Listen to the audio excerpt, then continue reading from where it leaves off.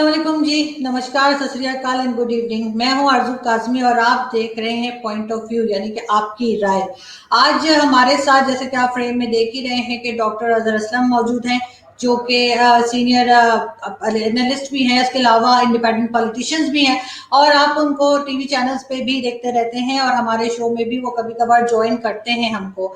तो आज हम उनसे बात करेंगे जो पाकिस्तान में आपने देखा है कि आज एक एपीसी हुई है, यानी ऑल पार्टी कॉन्फ्रेंस हुई है, जिसमें कि नवाज शरीफ साहब ने भी स्पीच की है और जरदारी साहब ने भी बात की, और बाकी फजल रहमान साहब का अलबत्ता जो है वो टीवी चैनल से नहीं दिखाया, जिसपे वो काफी नाराज हुए हैं।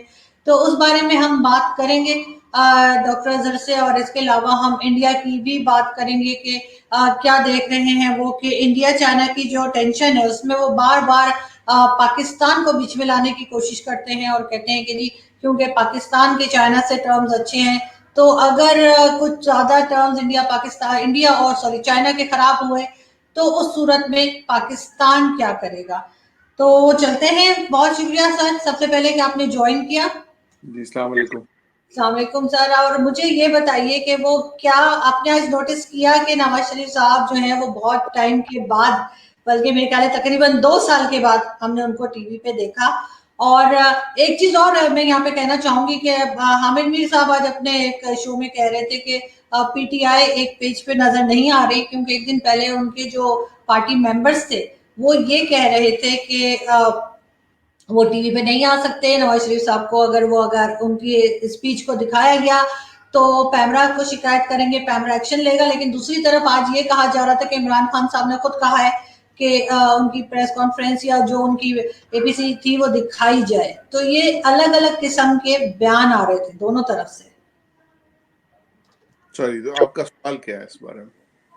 इसमें मेरा सवाल आपका मेरे साथ ये है कि आपके साथ कि मुझे ये बताएं कि आपको क्या लग रहा है कि 2 साल के बाद जो उन्होंने एक अपीयरेंस की है नवाज शरीफ साहब ने, तो आपके ख्याल से कैसा रहा? आपको लग रहा है कि कोई कम बैक हो रहा है, कोई टफ टाइम आ रहा है इमरान खान के लिए? या देखें, मेरा अपना जो जाती राय है वो आपको अच्छी तरह से मालूम है, ठीक है। आप मुझे इंट्रोड्यूस करवाती हैं इंडिपेंडेंट पॉलिटिशियन, आज़ाद सियासतदान के तौर पर।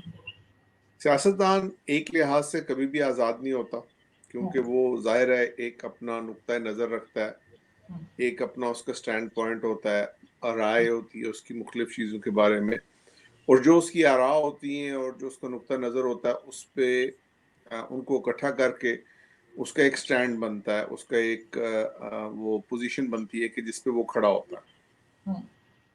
तो उस लिहाज से तो कभी भी कोई आज़ाद नहीं हो सकता।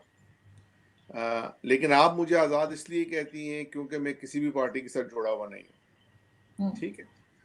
तो उसी से आपको अंदाज़ा हो जाना चाहिए कि मेरी पाकिस्तान के सियासतदानों और पाकिस्तान के सियासी निज़ाम के बारे में क्या राय है।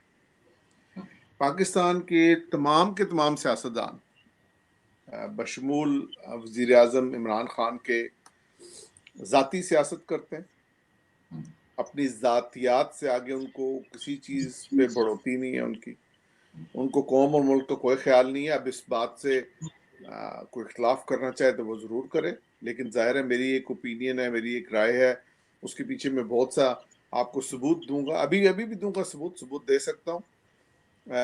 अगर कोई ये कहना चाहता है कि मतलब नवाज शरीफ साहब या जरदारी साहब को पाकिस्तानी अवाम से या पाकिस्तान के मुल्क से कोई हमदर्दी है, तो मैं इससे बिल्कुल मुत्तफिक नहीं हूँ। ये ठीक है कि जाहिर है उस मुल्क में पैदा हुए पले बड़े इंसान को एक कुदरती तौर पे थोड़ी सी मोहब्बत होती है अपने वतन से। उसको अलबत्ता उन्होंने जिस तरीके से लूटा खसूटा है और जो कुछ उसके बारे में किया है, उससे तो कुछ जाहिर नहीं होता कि उनको कुछ भी इस किस्म की मोहब्बत है।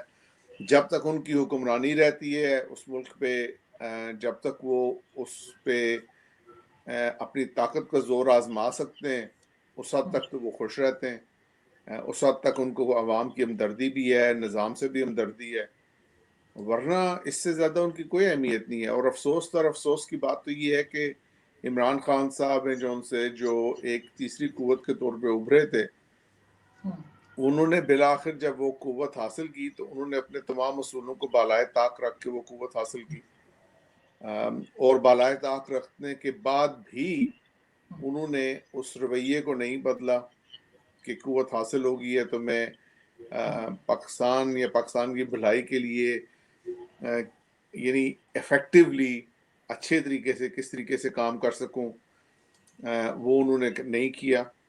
اس کے بارے میں میرا نہیں خیال کوئی دو رائے ایسی ہے کہ کوئی اچھی ایسی کارکردگی ان کی نظر آئی ہو جس پہ other then P T I کے اپنے لوگ یا وہ لوگ جو عمران خان کے اتنے دیوانے، جیسا کہ پاکستان میں شخصیت پرستی اور پیر پرستی کا بہت زور ہے، تو اس لحاظ سے دیکھا جائے تو اس کے علاوہ ایسے کوئی لوگ آپ کو نظر نہیں آئیں گے جو بدقسمتی سے یا اتنے بیوقوف ہوں، احمق ہوں کہ وہ اس حکومت کی کارکردگی کو اچھا کہہ سکیں۔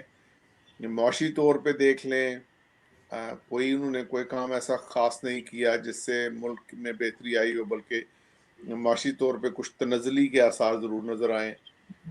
ملک کے اندر جو بنیادی ریفارمز ہیں، بنیادی اصلاحات ہیں، مثلا تعلیم کا کام، ایک نصاب تعلیم بنانا، پوری قوم کو ایک قوم کے طور پہ ایک نقطہ نظر پہ مرکوز کرنا، ایک ان کو ویژن دینا، اس بارے میں کوئی ایسا کام نہیں ہوا، کیونکہ دیکھیں قومیں بنتی ہیں ایک ویژن کے ساتھ، جس طرح ہر انسان کے اپنی زندگی کا ایک مشن ہوتا ہے، قوم بھی ایک ایسی آرگنائزیشن ہے جو ایک ویژن کے ساتھ چلتی ہے۔ آپ دیکھ لیں تاریخ ایسی مثالوں سے بھری پڑی ہے، دور جانے کی ضرورت نہیں ہے، آپ اسلام کی ہسٹری میں دیکھ لیں، خود رسول پاک صلی اللہ علیہ وسلم نے جب تک عربوں کو ایک قوم کے طور پہ مجموعہ ان کا ایک بنا کے اجتماع پہ لا کے ایک جمع کر کے ایک جگہ پہ ایک ان کو ویژن نہیں دیا، وہی عرب بدو جب ان کو ویژن مل گیا وہ یکدم ساری دنیا پہ چھا گئے، وہ پڑھے لکھے بھی بن گئے، وہ علم کے محافظ بھی بن گئے، وہ علم کے علم بردار بھی بن گئے۔ چنگیز خان کی اگزامپل کو آپ دیکھ لیں، چنگیز خان نے بکھرے ہوئے منگولوں کو اکٹھا کیا اور آدھی سے زیادہ نوم دنیا کو فتح کر لیا۔ اسکندر اعظم کی اگزامپل دیکھ لیں، یعنی آپ باقی ساری چھوڑ دیں، پاکستان اور ہندوستان کی آزادی کی مثال کو سامنے رکھ لیں کہ پاکستان کو بناتے وقت قائد اعظم نے ساری مسلمانوں کو یا زیادہ تر مسلمانوں کو کم سے کم ایک نقطے پہ مرکوز کر دیا۔ اب اس وقت آپ مجھے بتائیے ہمارے پاکستانی قوم کے نقطے کا ارتکاز کیا ہے؟ کیا پاکستانی پہلے ایک قوم ہے؟ ہم خود کھل کے بولتے ہیں کہ یار ہم ایک ہجوم کی حیثیت رکھتے ہیں اور ایک قوم کی طرح پہ ایکٹ نہیں کرتے۔ تو یہ خان صاحب کو اس بات کا احساس ہونا چاہیے تھا کہ یار اس سے پہلے اگر پچھلے 70-72 سال میں یہ کام نہیں ہوا تو کم سے کم میں اب ایک ایسا کام تو کروں، ایک ایسا ویژن تو دوں ان کو کہ بھائی اگر آپ نے اس کو اسلام کے نام پہ بنا یہ ملک تو وہ کون سا اسلام ہے جس کے نام پہ بنا، چلو اسی کو ڈیفائن کر لیں، ٹھیک ہے؟ اس مدینہ کی ریاست کے اندر کون سے ایسے اصول کار فرما ہوں گے جس سے تمام انسانوں کی بھلائی ہو سکے، ٹھیک ہے؟ اس نظام کو کیسے ہم بہتر بنائیں گے؟ اچھا چلے باقی چیزوں کو چھوڑ دیں، آپ روزمرہ کی سیاست پہ آ جائیں۔ اب آپ سوال کرنے کے بعد جواب تو دینے دیں پلیز۔ نہیں بالکل، لیکن آپ کو بیچ میں میرے ایک دو پوائنٹس اور لینے ہوں گے، وہ یہ کہ پاکستان میں صرف مسلمان نہیں رہتے، ہر مذہب کے لوگ رہتے ہیں۔ آپ نے میری بات سنی نہیں ہے جی، میں نے کہا ہے کہ وہ مدینہ کی ریاست ہے جس میں تمام انسانوں کی بھلائی ہو۔ یہی تو بات آپ لوگوں کو غلط فہمی ہے۔ آپ کو پہلے مجھے یہ بتائیے، آپ کو یہ کس نے کہا کہ اسلام مسلمانوں کا مذہب ہے؟ مذہب تو ہے ہی نہیں، وہ دین ہے۔ اسلام پہ کس نے کہا کہ مسلمانوں کی اجارہ داری ہے، یا اللہ تعالیٰ پہ یا قرآن پہ مسلمانوں کی اجارہ داری ہے؟ یہ تو انتہائی امکانہ بات ہے، لیکن یہ تو اسلام کے اپنے بنیادی اصولوں کے خلاف ہے۔ آپ کی آواز ہلکی آ رہی ہے۔ خدا ہے جو سا وہ تمام کائنات کا مالک ہے، تمام انسانوں کا بنانے والا ہے، وہ تو سب انسانوں کے اس پہ برابر حق ہے، ساری چیزیں اس کا اس سے تعلق کوئی نہیں. میں ویسے بھی اسی بارے میں آپ کے اسی غلط فہمی کو آپ کی کلیریفائی کرنا چاہ رہا ہوں کہ جو اسلام آپ کے نبی کریم نے دیا تھا اس کے اندر یہودیوں کے بھی حقوق تھے، مشرکین کے بھی حقوق تھے، کافروں کے بھی حقوق تھے.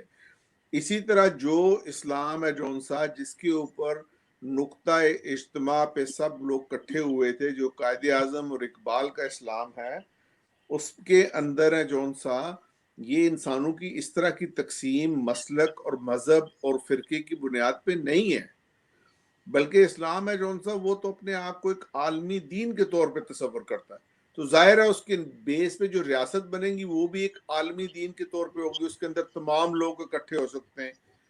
صرف یہ ہے کہ وہ ایک سرٹن قانون کے تحت زندگی گزاریں گے، پر لیکن قانون کے تحت تو زندگی گزارتے ہی ہیں انسان. آپ تھوڑی سی اس کو ڈسکشن کو بحث کو تھوڑی سی دوسری طرف لے گئی ہیں. اب مجھے واپس آنے دیجئے. لیکن اے پی سی کی طرف ہی آنے والا گا کہ خان صاحب نے تو ایک نقطہ اجتماع پہ بھی نہیں لائے نا. ٹھیک ہے، نظام تعلیم کو چلو چھوڑ دو، باقی چیزوں چھوڑ دو. آپ نے یہ مجھے بتائیے کہ خان صاحب نے ابھی تک یہ قانون کیوں نہیں پاس کروایا کہ یار جو اگلے انتخابات ہوں گے ان کی بنیاد کیا ہوگی؟ یہ جو ویسٹ منسٹر سٹائل کی جمہوریت ہے، جو جمہوریت کے نام پہ فراڈ ہے، بالکل دھوکہ ہے، فریب ہے بہت بڑا، جو پاکستان کے اندر چلایا جاتا ہے، جس میں 10 12 20% لوگ آ کے ووٹ دیتے ہیں. ٹھیک ہے، گنڈا گردی سے دھاندلی سے جو ووٹ ڈلتے ہیں اس پہ جو جیت جاتا ہے اس کو کہتے ہیں کہ وہ عوام کا نمائندہ ہے. یہ جتنے آج عوام کے نمائندے اکٹھے ہوئے تھے پچھلے تمام الیکشنز کو آپ ان کو اکٹھا کر کے دیکھ لیں، لوگوں کی پارٹیسپیشن ہی 50-55% بہت زیادہ جب ہوئی ہے تو ہوئی ہے. 50% لوگ تو آتے ہی نہیں تھے. ٹھیک ہے، اور 2008 کے الیکشن دیکھ لیں، 13 کے الیکشن دیکھ لیں، اس سے پہلے آپ 2002 کے الیکشن پہ چلے جائیں، 97 پہ چلے جائیں، 94 پہ چلے جائیں، کبھی بھی مسلم لیگ نون نے، پیپلز پارٹی نے، ان بڑی پارٹیوں نے پاکستان کی آبادی کا 5 سے 7% سے زیادہ کا ووٹ نہیں لیا. ٹھیک ہے، اور 5 سے 7% کی ووٹنگ کی بیس پہ اگر آپ کہتے ہیں کہ یہ آپ نے جمہوریت کھڑی کی ہے تو وہ جمہوریت نہیں ہے، کیونکہ دنیا بھر میں اصلاحات ہوتی ہیں اس نظام کے اندر، ہوئی بھی ہیں. ایون برطانیہ کے اندر اصلاحات ہوئی ہیں جہاں پہ انتہائی زیادہ ریزسٹنس ہے، اور جہاں کی ڈیموکریسی جمہوریت کو انتہائی میچیور کہا جاتا ہے. ٹھیک ہے، تو یہ سارے سیاستدان، I'm sorry to say، یہ سارے سیاستدان یہ جھوٹے ہیں، یہ فریبی ہیں، یہ مکار ہیں. ان کو اپنی ذاتی تسکین سے علاوہ کوئی غرض نہیں ہے. ٹھیک ہے، یہ عوام کے نام پہ جھوٹ بولا جاتا ہے. اچھا آپ ایک سیکنڈ آپ آئیے، آج آپ نے پروگرام شروع ہونے سے پہلے جو تو ہماری 2 منٹ کی گپ شپ ہوئی اس میں آپ نے بولا کہ آپ کو نواز شریف صاحب کی تقریر بڑی پسند آئی تھی. تو ذرا میں ایک سیکنڈ ان کی تقریر کو کھولتا ہوں. یہ میرے پاس پوری تقریر ان کی موجود ہے، 37 صفحے کی تقریر ہے یہ. ٹھیک ہے، یہ 37 صفحے کی تقریر ہے، معزز قائدین سے شروع ہوتی ہے. ٹھیک ہے، اس 37 صفحے کے اندر میں آپ کو گن کے دکھاتا ہوں، صرف 3 صفحے ایسے ہیں جس میں عوام کا ذکر ہے، صرف 3 صفحے. صحیح، باقی 34 صفحوں پہ ان کا اپنا رونا ہے. اچھا، اور عجیب و غریب رونا ہے. ٹھیک ہے، ان کا رونا یہ پاکستان کو تجربات کی لیبارٹری بنایا گیا، ریاست کے اوپر ریاست ہے. چلو مان لیا یار، 33 سال فوجی حکومت رہی ہے، 40 سال جو سیاستدانوں نے حکومت کی ہے. آپ مجھے بتائیے کہ سیاستدانوں کو فوج نے کب باندھا ہے؟ اگر فوج فار ایگزامپل عمران خان کو، فار ایگزامپل آج ہم مان بھی لیتے ہیں کہ عمران خان سلیکٹڈ ہے، اب مان بھی لیتے ہیں کہ عمران خان ہے جو ان سے اس کو حکومت نہیں چلانے دیا جا رہا، اور تجربہ ہے، یہ ہے اور وہ ہے، یا نواز شریف کو نہیں چلانے دیا گیا، یا آصف زرداری کو نہیں چلانے دیا گیا، تو خزانے کی لوٹ کھسوٹ میں تو ان کو فوج نے نہیں روکا. اس کا مطلب ہے یا تو فوج ان کے ساتھ بھی شامل تھی جب ان کے ساتھ شامل ہے. ٹھیک ہے، فوج نے کیا ان کو کہا کہ پاکستان کا نظام صحت بہتر نہ کرو؟ آپ مجھے بتائیے. ہسپتالوں کو بہتر نہ کرو, نظام تعلیم کو ٹھیک نہ کرو, یا لوکل باڈیز کا نظام جس کی عدالت نے سپریم کورٹ نے حکم بھی دیا تھا اس کے الیکشن ہوں. 18ویں ترمیم کا مقصد تھا کہ پاور ڈیوالو ہوگی, وہ پاور نیچے چلی جائے. کیا شہباز شریف نے ساری پاور اپنے ہاتھ میں نہیں رکھی؟ میری بات آپ سنیں.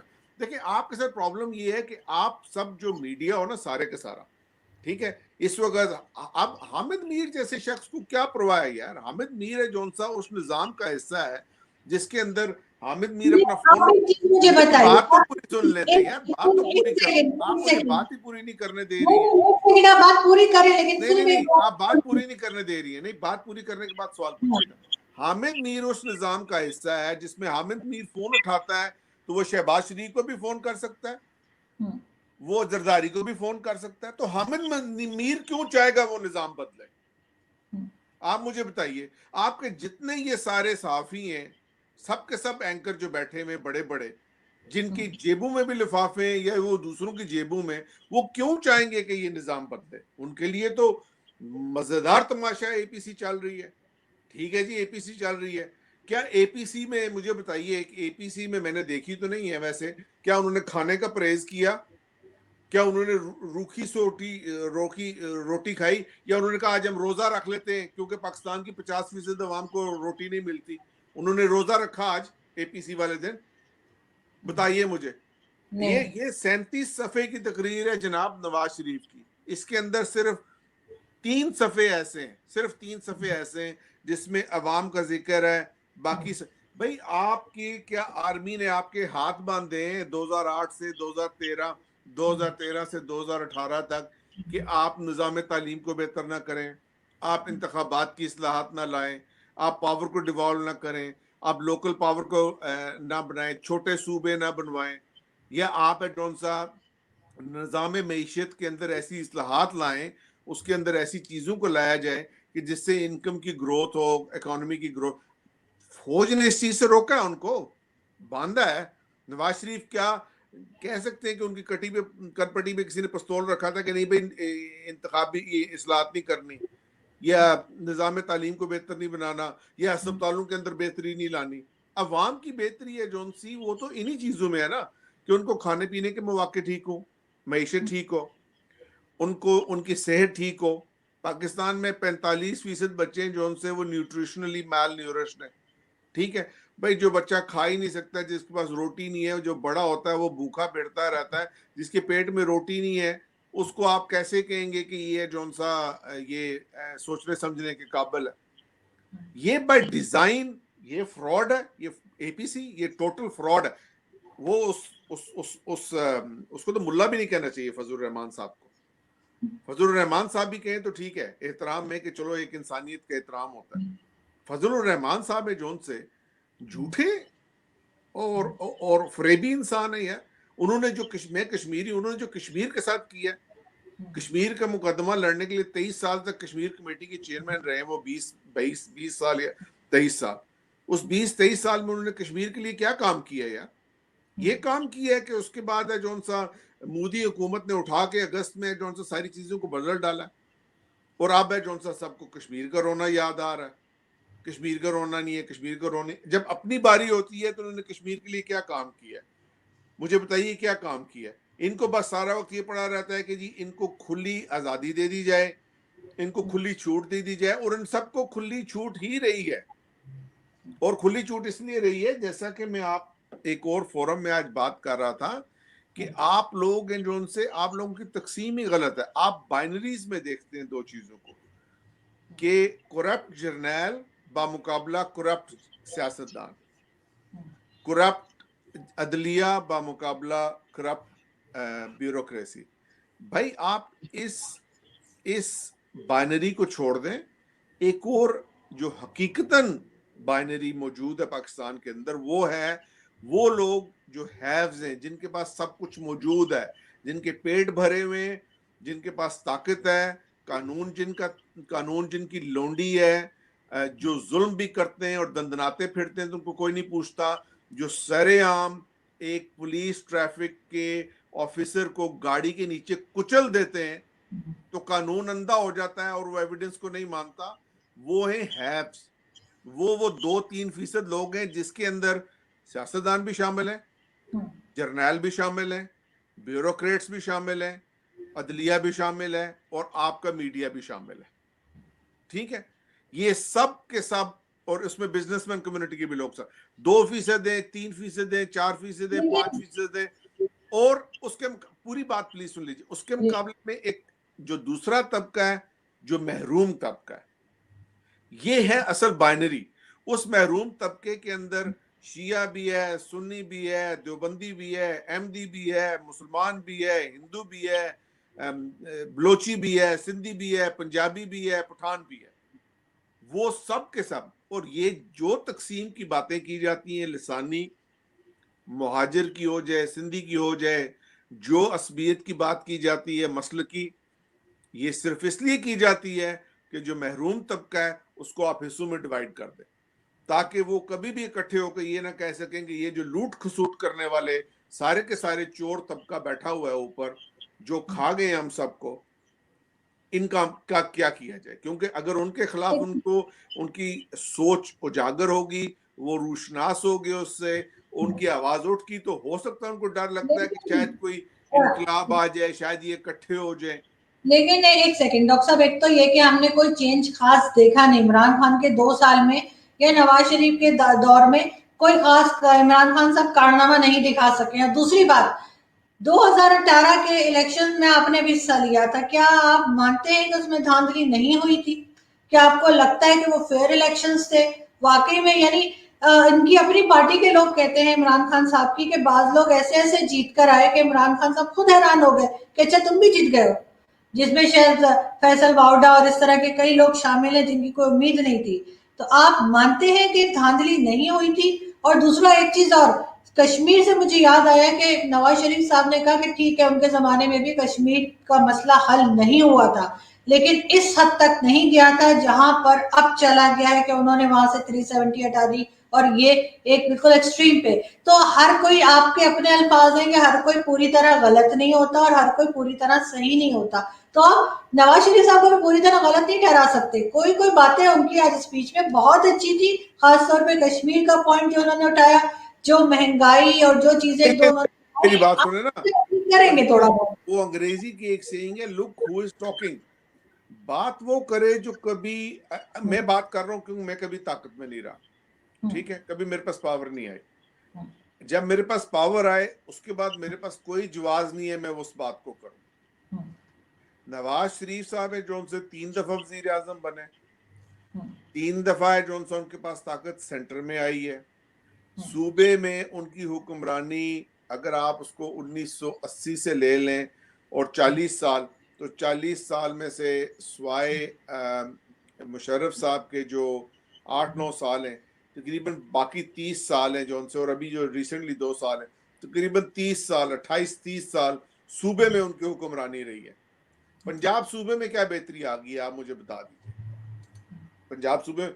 तो फिर जो बंदा जब ताकत में रहने के बाद वही रोना दोबारा रोए, तो उसको आप क्या कहेंगे? आप उसको मुनाफिक नहीं कहेंगे, उसको आप कहेंगे नहीं ये बात ठीक, क्योंकि इस मर्तबा ये ठीक बात कर रहा है इसलिए ये ठीक है। अरे बाबा भाई, आप पहले जब इस मर्तबा आप ये बात इसलिए ठीक कर रहे हैं क्योंकि आप ताकत से महरूम हैं। जब आप ताकत के अंदर होते हैं तो आपका नुक्ता नजर बदल जाता है, और हर सियासतदान यही करता है, जरदारी साहब ये करते हैं। अब इमरान खान उसकी जिंदा मिसाल है कि वो जो वही इमरान खान है जो उनकी हुकूमत ने मीडिया के साथ जो सलूक किया, आप मुझे बताइए क्या ये जायज है? आप मीडिया में ना, क्या ये जायज है? नहीं, क्या भाई देखें भाई, आजादी राय का हक होना चाहिए सबको।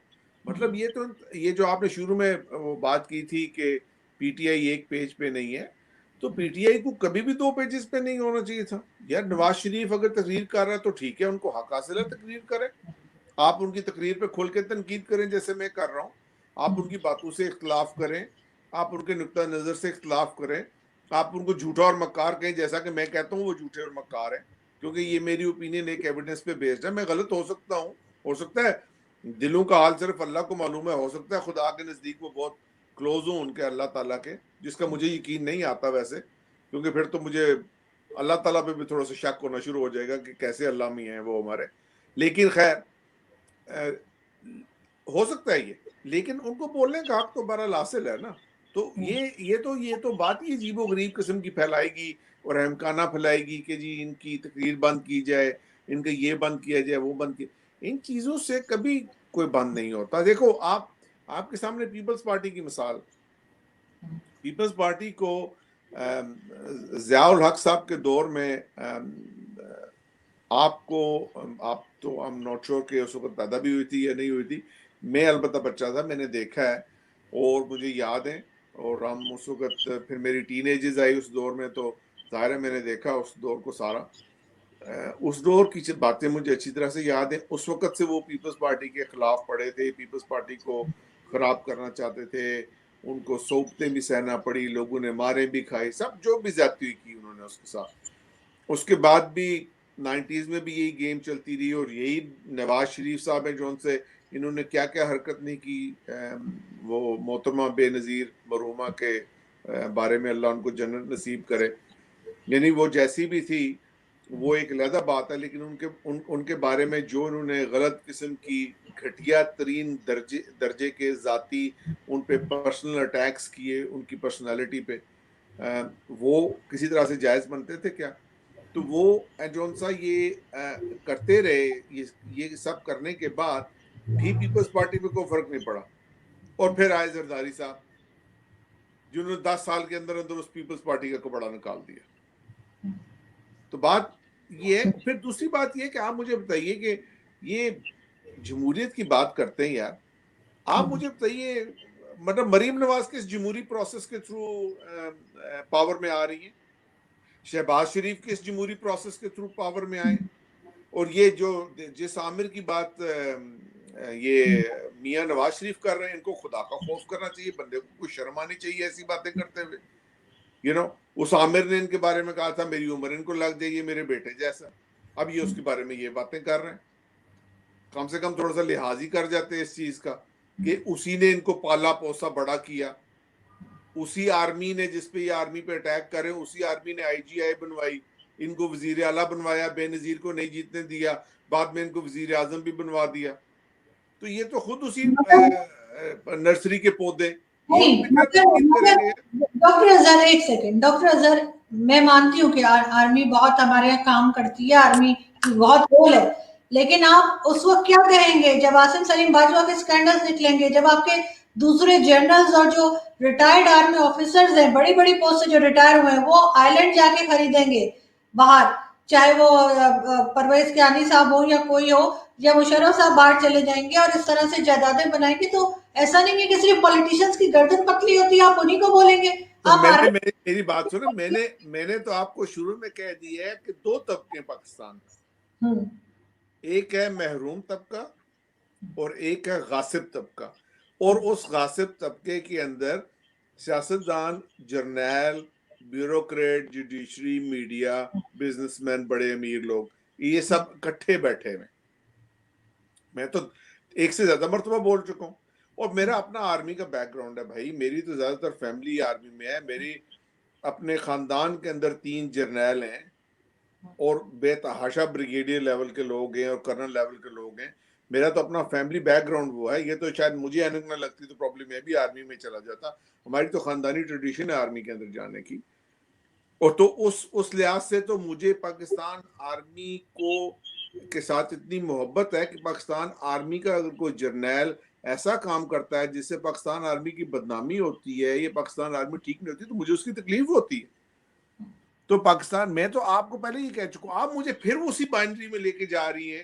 اور چونکہ میں سیاستدانوں پہ تنقید کر رہا ہوں، آپ سمجھ رہی ہیں کہ گویا میں ان سب کو چھوڑ دیجئے.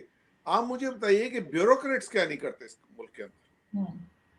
اصل حکومت ہے جون سا اس ملک کے اندر ہمیشہ ہے جون سا وہ بیوروکریسی چلاتی ہے، یہ سیاسی سارے نظام کو، ٹھیک ہے، وہی انہی منسٹرز کو مختلف راستوں پہ لے کے چلتے ہیں، ٹھیک ہے، وہ پیچھے رہ کے سب باغ دوڑ ان کی کھینچتے ہیں، انہی کو بتاتے ہیں کون سا کام کیسے غلط کرنا ہے، کیسے ٹھیک کرنا ہے، کیسے صحیح کرنا ہے، کیسے غلط کرنا ہے.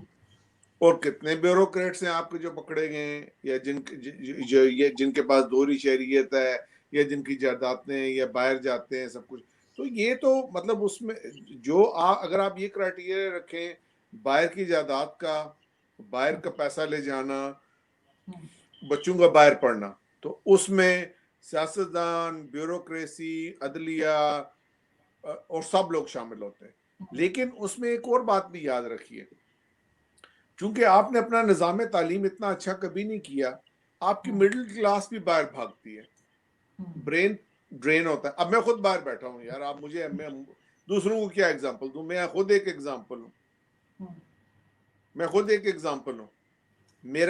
میرے کلاس والوں سے جو ان سے وہ میڈیکل کالج کے پرنسپل بھی ہیں, پروفیسرز بھی ہیں, اور اب میں سوچتا ہوں کہ شاید وہ مجھ سے بہتر ہیں, اور ہم باہر سے. لیکن آپ کو پتا ہے میری ارد شیر کاوس جی سے بڑی سی سلام دعا تھی. ملاقات تو میری ان سے صرف ایک ہی دفعہ ہوئی, لیکن ای میل پہ میری بڑی سی سلام دعا تھی, کیونکہ میں ان کا بہت بڑا مداح ہوں. میں بھی, اور میں نے ان سے بہت سیکھا, اور ان کی کالم پڑھ کے بہت سیکھا, نالج بھی لیا, انگریزی بھی سیکھی, سب کچھ کیا. انہوں نے مجھے کہا تھا کہ تم پاگل ہو, پاکستان آنا چاہتے ہو, تم پاکستان کے لیے بیسٹ یہ کر سکتے ہو کہ تم پاکستان میں باہر سے پیسے کما کے بھیجتے رہو, یہ تمہاری بہت بڑی کنٹریبیوشن ہوگی پاکستان کے لیے. خیر اینی وے, یہ تو ایک ضمناً بات آ گئی, لیکن بات یہ کہ اس میں ہمیں یہ بھولنا نہیں چاہیے کہ کیونکہ ہم نے اپنا نظام تعلیم ایسا نہیں بنایا ہے, کیونکہ فنون کی تعلیم, ٹیکنیکل تعلیم ہے جو ان سا وہ حاصل کرنے کے لیے سب اپنے بچوں کو باہر بھیجتے ہیں. ٹھیک ہے, سب اپنے بچوں کو باہر تعلیم کے لیے بھیجتے ہیں. بچوں کو باہر تعلیم کے لیے بھیجنا آئی ڈونٹ تھنک کہ کوئی وہ اتنا بڑا سیریس کرائم ہے, کیونکہ بچے باہر آتے ہیں, لیکن بظاہر ہے برین ڈرین کے تحت بہت سے بچے باہر بھی رہ جاتے ہیں. باہر کسی کے بچے نے پڑھ کے جائیداد بنا لی, آئی ڈونٹ تھنک اس میں بھی کوئی پرابلم ہے. البتہ اگر آپ نے پاکستان میں کوئی لوٹ کھسوٹ کی ہے اور پاکستان سے پیسہ یا پاکستان کا پیسہ باہر گیا ہے, تو پھر تو چاہے آپ مگر سیاستدان ہیں, جرنیل ہیں, جوڈیشری میں بیوروکریٹ ہیں, تب آپ نے غلط کام کیا. لیکن دیکھیں آپ اس نے میں صحیح کام نہیں کیا. تو خیر عمران خان صاحب کی بہن کا نام بھی آ جاتا ہے, جس کو وہ کہتے ہیں جی مشین چلا کے کمائے. لیکن خیر ہم بالکل یہ بات کر رہے ہیں, لیکن یہی ہے کہ جو انہوں نے عاصم سلیم باجوہ صاحب کو نہ نیب نے بلایا, نہ عدالت نے نوٹس لیا, نہ عمران خان صاحب نے ان کا جو ریزگنیشن ہے وہ ایکسیپٹ کیا. لیکن ابھی لاسٹ اس ٹاپک کا لاسٹ کوشچن میں آپ سے کروں کہ اس بارے میں بات ہوئی ہے, آج جو میٹنگ ہوئی ہے, یہ آل پارٹی کانفرنس جو ہوئی ہے, کہ جی یہ ریزگنیشن مانگا ہے فوری طور پہ عمران خان صاحب سے, اور اگر وہ نہیں دیں گے تو یہ کہا گیا ہے کہ جنوری تک جو ہے وہ کوئی دھرنا ورنا اس طرح کی چیزیں سٹارٹ کریں گے. تو آپ کو لگتا ہے کہ اس کے پیچھے بھی کوئی اسٹیبلشمنٹ ہے جو چاہ رہی ہے کہ آلریڈی عمران خان صاحب کی کرسی ہلنے لگی ہے اور تھوڑا کمزور پڑ گئے؟ وہ جب ہم ٹین ایجز میں تھے نا, تو ضیاء الحق صاحب کا زمانہ تھا, تو میں اس وقت ایک مذاق ہوتا تھا کہ ہر پاکستان میں ہر کام کے پیچھے وہ ایک تو 3 ایز والا ہے نا, اللہ امریکن آرمی والا, ایک اور بھی تھا کہ جو پیسہ ہے وہ سعودی ہے, جو ذہن ہے وہ یہودی ہے, اور سازش امریکہ کی ہے. تو اب میرا خیال ہے یہ جب سے مشرف صاحب کی حکومت گئی ہے تب سے یہ ساری بات ہے جو سب بدل کے آ گئی ہے, ہر چیز کے پیچھے اسٹیبلشمنٹ ہے. ارے بابا میری بات سنیں, خان صاحب نے عثمان بزدار کو لگایا ہوا ہے پنجاب کے اندر. آپ مجھے بتائیے, اسٹیبلشمنٹ کی بات ہی کر لیتے ہیں, کیا آئی ایس اے والوں نے یا chief of the army staff نے خان صاحب کے اوپر گن رکھی ہوئی ہے کہ عثمان بزدار کو ہی لگائے رکھو پنجاب کے اندر, اور پنجاب کا پورا ستیہ ناش کر کے اپنا جنازہ نکال کے چھوڑنا؟ یہ دیکھیں نا, اب آپ مطلب مجھے نہیں سمجھ آتی کہ جب انسان خود غلطیاں کرتا ہے اور وہ خود اپنی پوزیشن کو کمزور کر لیتا ہے, تو ظاہر ہے جو لوگ اس کے مخالف ہیں, جو اس سے اختلاف رکھتے ہیں, اور سیاست میں وہ ہے جو سا اس سے اقتدار حاصل لینا چاہتے ہیں، وہ تو اس کی ٹانگ کھینچیں گے ہر طرح سے. تو بات یہ ہے کہ آپ اپنی ٹانگوں کو مضبوط کریں، آپ اپنے قدم ہے جو ان کو گہرے جمائیں، اور اس کے لیے آپ ہے جو آپ کام ٹھیک کریں، آپ معیشت کو ٹھیک کریں، انتخابی اصلاحات لائیں، تعلیمی اصلاحات لائیں، ملک میں جو سیاسی نظام ہے اس کو بہتر کریں، پاور کو پراپرلی ڈیوالو کریں. 2 سال ہو گئے ابھی تک، بتائیے لوکل باڈیز الیکشن کیوں نہیں ہوئے؟ خان صاحب سے پوچھئے کیوں نہیں ہوئے. آپ بیچ میں میرا ایک سوال مس کر گئے. آپ نے مجھے یہ نہیں بتایا کہ آپ کیا سمجھتے ہیں کہ 2018 کا جو الیکشن تھا وہ آپ سمجھتے ہیں کہ اس میں دھاندلی ہوئی تھی یا وہ ایک پاکستان کے تمام الیکشنز میں دھاندلی ہوئی ہے، یہ تو مطلب، اور جس کو جتنا موقع ملتا ہے وہ اتنی دھاندلی کرتا ہے. نہیں. اچھا مجھے بتائیے، ہم چلتے ہیں دوسرے ٹاپک کی طرف اپنے. انڈیا کے بارے میں ذرا بات کرتے ہیں، کشمیر کی بات کرتے ہیں. آپ کو لگ رہا ہے کہ اب ذرا اس بارے میں بات چیت ہونی کم ہو گئی ہے؟ پاکستان نے بھی جو ہے وہ کوئی مطلب خاص سٹیپس نہیں لیے کہ وہ کچھ کشمیر کے لیے کر سکے، کشمیر کوز کے لیے کچھ کیا جا سکے؟ دیکھیں کشمیر کوز ہے کیا؟ Kashmir cause is very simple کہ کشمیر ہے جو سا وہ ایک ڈسپیوٹڈ ٹیریٹری ہے، کیونکہ اس کی جو لیگل سٹینڈنگ ہے وہ یہ ہے کہ جو یونائٹڈ نیشنز کے ریزولوشن ہے اس کے تحت اس کی حیثیت ہے جون سی وہ متنازع ہے، وہ نہ انڈیا کی طرف ہے نہ وہ پاکستان کی طرف ہے. اور اس کا جو طے شدہ معاہدہ ہے وہ یہ ہے کہ وہاں پہ استصواب رائے شماری کروائی جائے گی اور ان سے پوچھا جائے گا کشمیریوں سے کہ وہ کس طرف جانا چاہتے ہیں. تو وہ پوزیشن ہے جون سی وہ تو ہمیشہ سے موجود ہے، کم سے کم قانون کے اندر تو موجود ہے، اور اسی پوزیشن کو جون سا آگے لے کے چلنا چاہیے. پاکستان کیوں یہ پوزیشن نہیں لے رہا، یہ تو اب پاکستان کے جو مقتدر حلقے ان کو پتا ہوگا کہ وہ کیوں یہ پوزیشن نہیں لے رہے، وہ کیا سوچ رہے ہیں. کیا وہ کشمیر کوز کو ڈچ کرنا چاہتے ہیں، ڈراپ کرنا چاہتے ہیں، وہ کیا کرنا چاہتے ہیں یہ ان کو پتا ہوگا. لیکن کشمیر کوز کو آپ پاکستان میں رہتے ہوئے ڈچ کر نہیں سکتے. آپ کیسے ڈچ کر سکتے ہیں؟ کیونکہ اس وقت جو کشمیر میں ایکشن ہوا ہے وہ وہاں کی ایک جنونی قسم کی جو ہندواتا حکومت ہے اس نے کی ہے. آج تک جو اس سے پہلے حکومتیں رہی ہیں جس میں ہندواتا کا زور نہیں تھا کم سے کم، ٹھیک ہے، جس میں کچھ سین ایلیمنٹس تھے، سینسیبل ایلیمنٹس تھے، اگر اگر کشمیر کو اپنا حصہ کہتے رہے لیکن انہوں نے اس کی قانونی حیثیت بدلنے کی کبھی کوشش نہیں کی. اور آپ تو جو بات بتا رہی ہیں وہ تو آپ بتا رہی ہیں جو آپ کو سرے راہ پتہ ہے، جو اندر کی خبر ہے. کیونکہ کشمیریوں میں، اور میں کشمیر کے گروپس میں انوالوڈ ہوں، جو بات چیت چلتی ہے اس پہ، اور جو مقبوضہ کشمیر کے رہنے والے وہ جو اندر سے بتاتے ہیں باتیں، اب اس کے حساب سے تو وہاں پہ وہ باقاعدہ ایک منصوبے کے تحت کشمیریوں کو بے دخل کر کے ان کی زمینوں پہ قبضے ہو رہے ہیں، ان کی جائیدادوں پہ قبضے ہو رہے ہیں، وہاں کے قوانین کو ایسے بدلا جا رہا ہے کہ اگلے 4-5 سال کے اندر وہاں کی آبادی ہے جو سی ہندوستان کی آ کے رہنا شروع کر دے، کیونکہ اس کا اسپیشل اسٹیٹس انہوں نے ختم کر دیا ہے. تو اس کو تو وہ پوری کوشش کر رہے ہیں کہ وہ اس طریقے سے بدلے.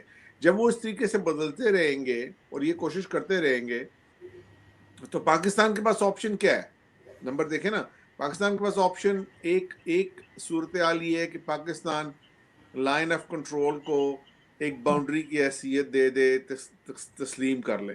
لیکن وہ تو پاکستان کی پوزیشن نہیں ہے، کیونکہ اگر پاکستان کی وہ پوزیشن ہوتی تو پاکستان نے آج سے مہینہ پہلے ایک پورا نقشہ جاری کیا ہے جس کے تحت نہ صرف پورا آزاد کشمیر، پورا کشمیر، لداخ، پوری کی پوری اسٹیٹ آف جموں کشمیر، جوناگڑھ کو بھی انہوں نے پاکستان کا حصہ دکھایا.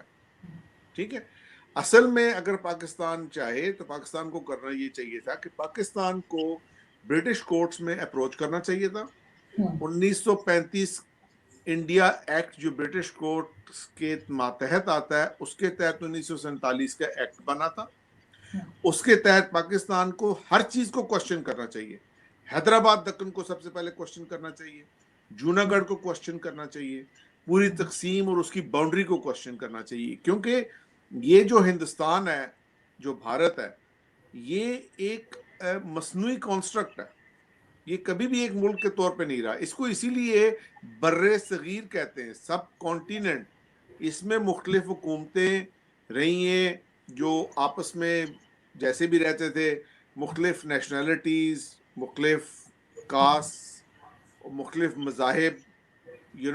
یہ سارا جو ہندوستان شروع ہوتا ہے تقریباً دریائے سندھ کی باؤنڈری اور ادھر سے لے کے بنگال تک، جس کو ہم بر صغیر کا حصہ کہتے ہیں، یعنی برما کے فرنٹ تک تقریباً بر صغیر جس کو ہم کہتے ہیں، یہ ہمیشہ سے مختلف چھوٹے چھوٹے ٹکڑوں میں رہا ہے. اور جب تک یہ آپ کا بھارت ہے جون سا یہ چھوٹے ٹکڑوں میں نہیں بدلے گا، اس پورے ایریا میں یہی انسٹیبلٹی رہے گی. لیکن اسی لیے اگر کشمیر جون سا اس کو ریڈ کلف ایوارڈ میں وہ باؤنڈریز ملتی پاکستان کو جو طے شدہ تھی قانونی طور پہ، یعنی مسلم میجورٹی، یعنی بنگال بڑا مل جاتا، بنگال بڑا ملتا تو وہ آسام اور اس کے دوسرے والے حصے خود بخود علیحدہ ہو جاتے انڈیا سے.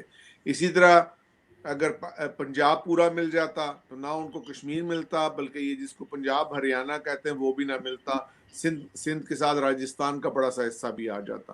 اس کے بعد حیدرآباد اور دکن کی جو اسٹیٹ ہے وہ ساری کی ساری آزاد رہتی، کیونکہ انہوں نے آزاد رہنے کا فیصلہ کیا تھا. ان کے پاس اپنی آرمی بھی تھی، ٹھیک ہے. اور وہ نظام آف حیدرآباد ہے جو ان سے دنیا کے امیر ترین نہیں تو سب سے امیر ترین لوگوں میں سے ایک تھے اس وقت، ٹھیک ہے. تو یہ اگر اس وقت یہ معاملات اس طریقے سے ہو جاتے جس طریقے سے ہونے چاہیے تھے تو آج یہ سارا فساد نہ ہو رہا ہوتا. یہ سارا فساد صرف اس وجہ سے ہے کیونکہ ہندوستان ایک بر صغیر کے طور پہ آرٹیفیشل کانسٹرکٹ کے طور پہ بڑا ملک ہے، اور چونکہ ٹیکنالوجی نے اب اتنی ان کو ہندوستانی فوج کو یا ہندوستانی اسٹیٹ کو اتنی قوت دے دی ہے کہ وہ اس ٹیکنالوجی کی بیس پہ اس سارے خطے کو ایک حکومت کے طور کے انڈر رکھ سکتے ہیں، تو وہ اپنے آپ کو ایکسیسولی پاورفل سمجھتے ہیں. اور انفارچونیٹلی جب انفیریورٹی کمپلیکس میں بندے لوگ ہوتے ہیں اور وہ جنونیت پہ آ جاتے ہیں اور ایکسٹریمسٹ بن جاتے ہیں تو پھر ان کا بیہیویئر اسی طرح کا ہوتا ہے جس طرح کی مودی صاحب کی حکومت کا ہے. اور جب تک مودی صاحب کی حکومت رہے گی یہ قصہ چلتا رہے گا اور یہ قصہ اسی طرح بڑھے گا. اور اگر ہم چاہتے ہیں کہ ہم واقعی اس پورے برصغیر کے اندر امن لائیں تو میرے خیال میں ہندوستان کے مزید ٹکڑے کرنے کی ضرورت ہے. مزید ٹکڑے ہوں گے، ہندوستان تھوڑا سا چھوٹا ہوگا، بھارت تھوڑا سا چھوٹا ہوگا، اس کے اندر سے وہ خطے نکلیں گے جو بھارت کا حصہ نہیں رہنا چاہتے اور پرابلی ایک کنفیڈریشن کی اسٹیٹ کے طور پہ رہیں گے تو تب تھوڑا سا ان کو سکون آئے گا، ورنہ یہ آگ جلتی رہے گی اسی طرح. لیکن لاسٹ میں یہی کہوں گی کہ شاید رہنا تو شاید کوئی بھی کسی کے ساتھ نہیں چاہتا ہوگا. اگر ہم اسی طرح سے سوچیں تو یہاں پہ بھی بلوچستان کا مسئلہ ہے، سندھو دیش بنانے کی بات ہو رہی ہوتی ہے، بلوچستان کہتا ہے ہمیں ایک سیکنڈ میں آپ کو کوئی بھی نہیں کر پا رہا. میں آپ کو بلوچستان کا جواب دیتا ہوں. ایک سیکنڈ ٹھہریے. یہ بلوچستان کی سٹوری مجھے مت سنائیے. آپ گئی ہیں کوئٹہ؟ آپ بتائیے. نہیں ایگزیکٹلی. آپ بلوچستان گئی ہیں؟ نہیں. آپ کے کتنے صحافی گئے؟ نہیں. آپ سب کو میں اپنے خرچے پہ لے چلوں بلوچستان کی سیر کروانے؟ اور بابا بلوچستان میں میری بات سنیے، بلوچستان از مائی ہوم کیونکہ میرے وہاں پہ رشتہ دار ہیں، میرے رشتہ دار ہیں، میں بلوچستان میں بڑا عرصہ رہا ہوں، میری وہاں پہ بزنس لنکس ہیں، میری پرسنل فیملی لنکس ہیں بلوچستان کے اندر بالکل ایسی صورتحال نہیں ہے کہ بلوچی علیحدہ ہونا چاہتے ہیں. آپ بلوچی اور پنجابی کی جب تقسیم کرتے ہیں تو آپ محروم طبقے کو دو حصوں میں ڈیوائیڈ کرتے ہیں.